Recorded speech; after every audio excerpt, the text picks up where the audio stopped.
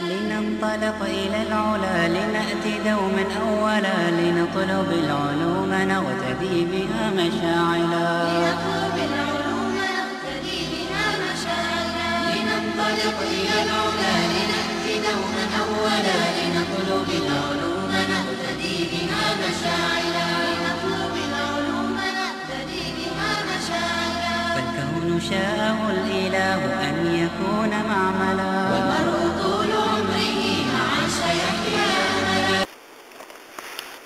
الحمد لله رب العالمين والعاقبة للمتقين ولا عدوان إلا على الظالمين.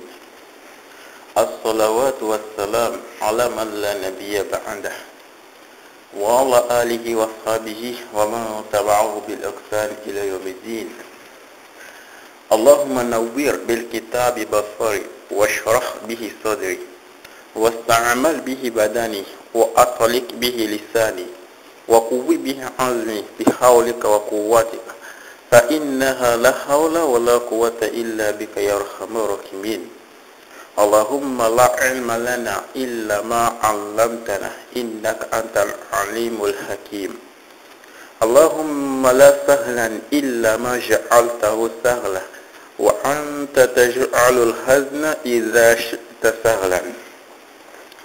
Je vous salue à la salutation saine en vous disant Assalamu alaikum wa rahmatullahi wa barakatuh. Je rends louange à Allah subhanahu wa ta'ala et je prie sur le prophète Muhammad sallallahu alayhi wa sallam, sur sa famille, ses compagnons, sur le reste, et que la paix d'Allah subhanahu wa ta'ala soit sur le reste des vertus. Que la paix et la bénédiction d'Allah sur le prophète, celui qui l'a envoyé en miséricorde pour l'univers. Allah subhanahu wa ta'ala a créé l'univers. Khalaqallahu ta'ala al-kawn. C'est lui qui a créé l'univers. Il a créé tout ce que nous connaissons et ce que nous ne connaissons pas. Et il a créé de tout ce que Allah subhanahu wa ta'ala a créé. C'est la créature qu'il aime beaucoup est l'homme. Et parmi les hommes, il a choisi pour lui-même le prophète Muhammad sallallahu alayhi wa sallam, qu'il aime beaucoup et qu'il a élevé au-dessus de tous les hommes et au-dessus de tous les anges et au-dessus de tout ce qu'il a créé. Pour l'amour de ce prophète sallallahu alayhi wa sallam, Allah subhanahu wa ta'ala a créé le paradis et tout ce qui existe. Allah subhanahu wa ta'ala, de la même manière qu'il a choisi les hommes comme ses meilleures créatures, et parmi les hommes, le prophète Muhammad sallallahu alayhi wa sallam comme sa toute meilleure créature, de tous les hommes, de tout ce qu'il a créé. C'est de la même manière qu'Allah subhanahu wa ta'ala a choisi parmi toutes les religions, la religion islamique. Allah subhanahu wa ta'ala a dit dans le Coran, Inna ad-dina inda Allahi al-Islam. La religion agréée auprès d'Allah, c'est l'islam. L'unique religion acceptée d'Allah, c'est l'islam. C'est la sourate, c'est le chapitre 3, verset 19. Et Allah subhanahu wa ta'ala dit dans le même chapitre au verset 85, Allah dit A'udhu billahi minash shaitani rajim. Wa man yabtaghi ghayra al-islam dina falan yuqbala minhu wa huwa fil akhirati minal khasirin. Et quiconque adopte en dehors de l'islam une autre religion, cette religion ne sera pas acceptée de sa part et il sera dans l'au-delà parmi les perdants. Voilà la preuve que l'islam est en religion d'Allah subhanahu wa ta'ala. Nous remercions Allah subhanahu wa ta'ala qui a fait de nous musulmans. Le prophète sallallahu alayhi wa sallam a dit Anna al-jannata la yadkhuluha illa nafsun muslima. Le paradis n'est destiné qu'aux âmes musulmanes. Le paradis n'est destiné qu'aux musulmans. N'entraînera au paradis qu'un musulman. Nous remercions Allah. Nous disons Alhamdulillah Rabbil Alamin ala din l'Islam. N'oublions pas que celui qui sait remercier Allah subhanahu wa ta'ala, Allah lui fait encore davantage. Les thèmes d'aujourd'hui, c'est sur le aniya. C'est sur aniya, l'intention. Comment est-ce qu'on formule l'intention? Comment est-ce que sens présent de l'intention pour les actes. Et nous savons tous le hadith, qui est le hadith authentique, rapporté dans les livres de recueil de hadith authentique. Le hadith rapporté par Omar ibn Khattab, il dit, le prophète sallallahu alayhi wa sallam, il dit, Omar dit, سمعت رسول الله صلى الله عليه وسلم يقول. J'ai entendu le prophète sallallahu alayhi wa sallam dit, إنما الأعمال بالنيات وإنما لكل امرئ ما نوى. إنما الأعمال بالنيات. Le prophète sallallahu alayhi wa sallam dit, il n'y a pas d'acte valable sans intention. Les actions ne sont valides ou valables que par les intentions pour lesquelles elles sont accomplies. Les actions sont valables que par les intentions pour lesquelles elles sont accomplies. Innama a'malu binniyah. Les actions ne sont valables que par les intentions qui les motivent. Wa innama likulli imri'in ma nawa. Et chacun sera rétribué, ne sera rétribué que selon son intention. Donc tout ce que nous voulons faire, nous devons formuler l'intention. Celui qui veut aller à la mosquée doit formuler l'intention d'aller à la mosquée. Celui qui veut faire des ablutions doit formuler l'intention de faire les ablutions. Celui qui veut jeûner doit formuler l'intention de jeûner. Celui qui veut faire une bonne œuvre, une aumône, ou il veut prier, il doit formuler l'intention qu'il veut prier ou bien il veut faire une bonne œuvre. Et celui qui veut faire élever la zakat, ou bien le hajj, ou bien les rites, ou bien faire la circumambulation autour de la Kaaba, doit faire l'intention qu'il veut faire tous ces genres de choses. Parce que sans l'intention, tout ce que nous faisons comme bonnes œuvres est nul. Donc, les intentions sont les conditions pour que nos œuvres-là soient acceptées par la grâce d'Allah.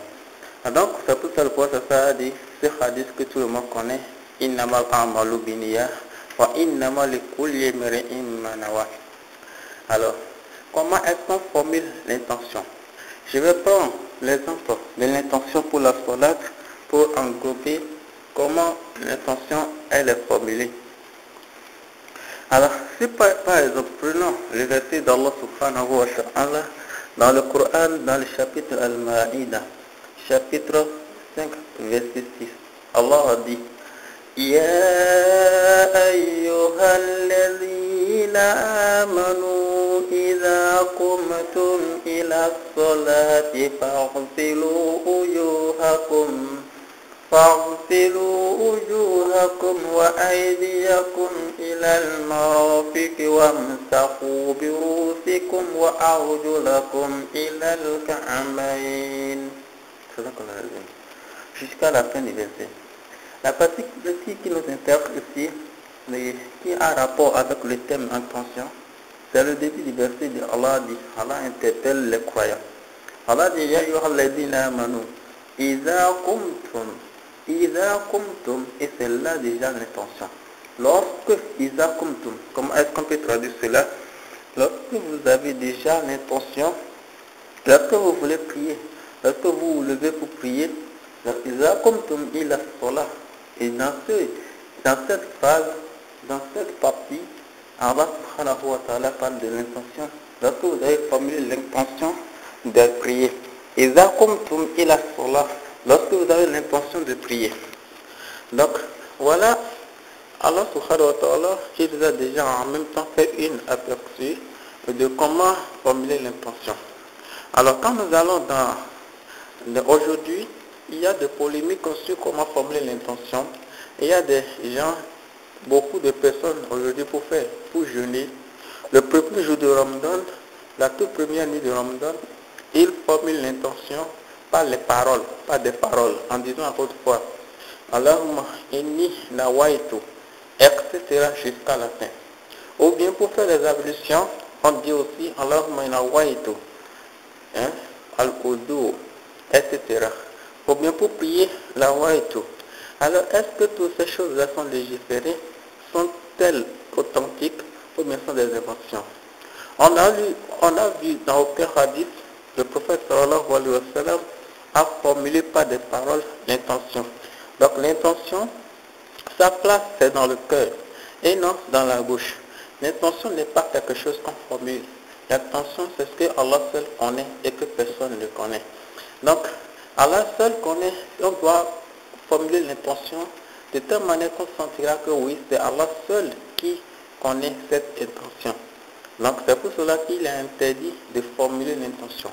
Par exemple, quelqu'un peut vouloir faire l'ablution et au lieu de dire Allahumma inni nawaitu, au lieu de dire avec sa bouche, il voulait formuler, il voulait prononcer l'intention. Et il voulait dire Allahumma inni nawaitu al-udu, que je fais l'intention de al-udu.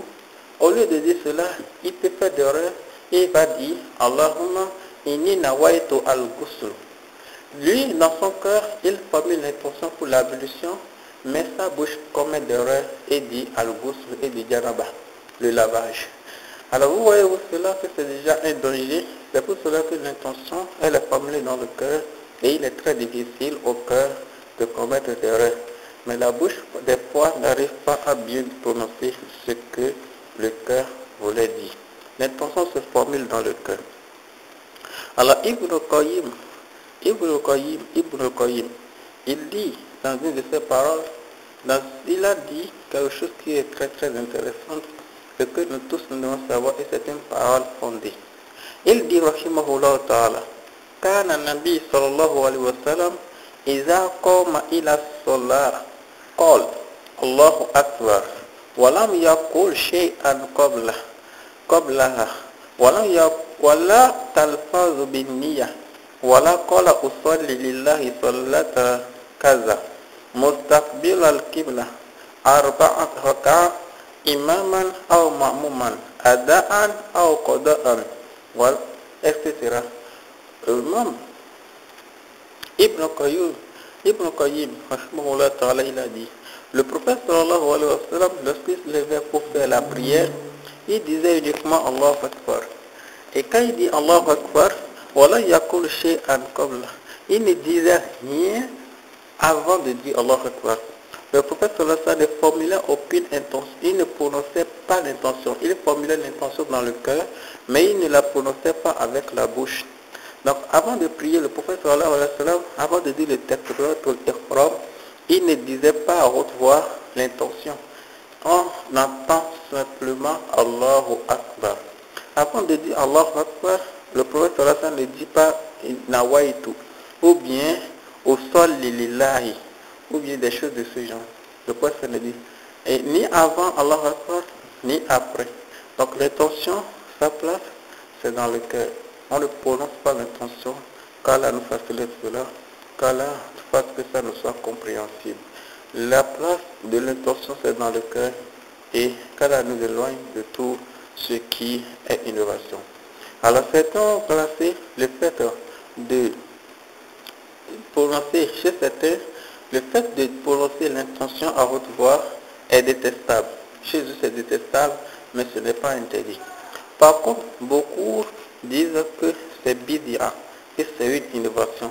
Et la plupart de ceux qui disent que c'est une innovation ont raison, parce que ça n'a pas de fondement en islam. Quoi qu'on soit la raison pour laquelle ceux qui l'ont édité, ceux qui l'ont imposé, ceux qui l'ont fabriqué, quoi qu'on soit la raison pour laquelle ils l'ont fait, ça demeure toujours une innovation. Ce que le prophète sallallahu alayhi wa sallam a fait, n'a jamais fait, ce que les compagnons n'ont pas fait, et ce que les tabi'un n'ont pas fait, ce qu'aucun des 4 imams n'a fait, et c'est nous en d'autres cas que nous le faisons. Alors par exemple, si quelqu'un veut faire la prière du jour, ou bien la prière d'un asri, et il voulait dire par exemple, nawaitu salatu asri, je vais faire ici avec sa bouche, nawaitu salatu asri. Donc, au lieu de dire asri, il a dit maghrib, pas erreur. Voyez-vous là déjà qu'il y a eu, il y a déjà des erreurs. Il dit usolli l'asri lillah. Au lieu de dire usolli l'asri lillah, juste pour se sentir apaisé, qu'il a formulé l'intention, il dit usolli al-maghrib, alors qu'il voulait faire asri. Là, il s'est embrouillé totalement, et là, il se complique lui-même la vie, et ça devient dangereux. Raison pour laquelle l'intention, elle est uniquement formulé dans le cœur et ne prononcé pas des lettres. Et personne n'attend l'intention, Allah seul connaît l'intention. Plusieurs fois, Allah subhanahu wa ta'ala nous a certifié qu'il connaît parfaitement le contenu des poitrines. C'est mentionné dans le Coran plusieurs fois. Je vais donner Inch'Allah 2 exemples. Dans la Sourate Al-Taghabun, chapitre 64, au verset 4, Allah a dit يَعْلَمُ مَا فِي السَّمَاوَاتِ وَالْأَرْضِ وَيَعْلَمُ مَا تُسِرُّونَ وَمَا تُعْلِنُونَ وَاللَّهُ عَلِيمٌ بِذَاتِ الصُّدُورِ. Allah, il connaît tout ce qui se trouve au ciel, dans les cieux, et ce qui se trouve sur la terre. Et il sait ce qui est caché et il sait ce qui est apparent. Et il connaît, Allah alim bizati sudur, il connaît parfaitement le contenu des poitrines. Et dans la Sourate Al-Mulk, au chapitre 67, au verset 13-14, Allah subhanahu wa ta'ala a dit وَأَسِرُّوا قَوْلَكُمْ أَوِ اجْهَرُوا بِهِ إِنَّهُ عَلِيمٌ بِذَاتِ الصُّدُورِ أَلَا يَعْلَمُ مَنْ خَلَقَ وَهُوَ اللَّطِيفُ الْخَبِيرُ. Que vous cachiez vos paroles ou bien que vous les divulguiez, Allah connaît parfaitement le contenu des cœurs. Ne connaît-il pas ce qu'il a créé? Allah Akbar. Allah ya'lamu ma khalaq. Pourtant dit que Allah subhanahu wa ta'ala, il ne connaît pas ce qu'il a créé. Il est al-Latif, il est al-Khabir, parfaitement informé. Qu'Allah nous facilite cela et qu'il nous éloigne de cette innovation. L'intention se formule dans le cœur et non avec la bouche. أقول ما تسمعون أستغفر الذنوب جميعا ولكم ثم توبوا إلى الغفور الرحيم وصلى الله على نبينا محمد سبحانك اللهم وبحمدك نشهد أن لا إله إلا أنت نستغفرك ونتوب إليك سبحان ربك رب العزة عما يصفون والسلام على المرسلين الحمد لله رب العالمين. Tout ce que vous avez entendu de bien, c'est venu de Allah subhanahu wa ta'ala. Mais ce que vous avez entendu de mal, ça vient de moi ou bien du shaitan. Et Allah est le puissant. Assalam ala al-mursalin. Alhamdulillah rabbil alamin. طلب العلوم نغتدي بها مشاعلا